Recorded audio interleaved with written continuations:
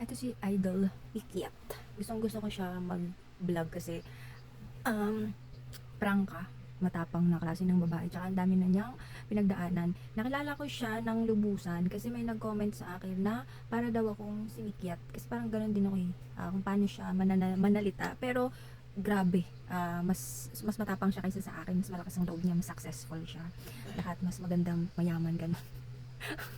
Tapos, isa ito sa pinaka nagustuhan ko. Sabi niya, I might be a social media influencer, pero what I'm showing here is just a slice of my life. You don't have any idea what's beyond it.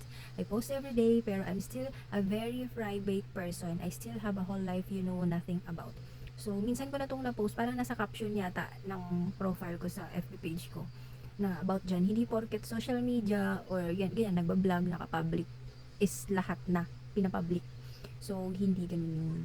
Diba? Tulad ng aking personal FB, iba yung name ko, iba yung pinopost ko doon, mas iba yung piling-pili yung pinopost ko sa social media, sa public ko. Kahit doon sa isa kong FB, yung shop with Ibon, piling-pili.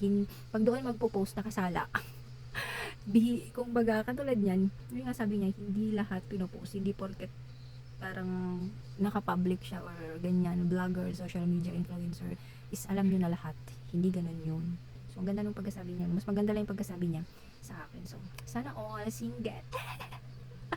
Congratulations. Meron para si may dalawang anak. And, nung yung post niya kanina, na nag-attend siya ng kasal, sabi niya na, pangarap din daw niya na ikasal. Ayun, no, single siya. So, sarap maging single, no? Tsaka, ang sarap din ikasal sa taong mahal mo at sa taong mahal ka, yung totoong mahal. Kaya ako to sinasabi palagi kahit sa caption ko kasi merong nagsasama na hindi naman nila mahal yung isa't isa.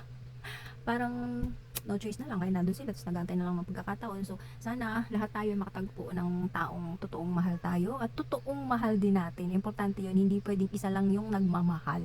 At kung hindi ka man makatagpo ng ganon, klase ng tao, eh, mas mabuti na lang maging single ka na lang forever. Kasi kaysa may makasama ka na, ikaw lang yung mahal, or ikaw lang yung nagmamahal, mas mabuti na yung ikaw na lang mag-isa, ba diba? So, ayun. Ganda nung sinabi niya. Tsaka, Lodi ko yun.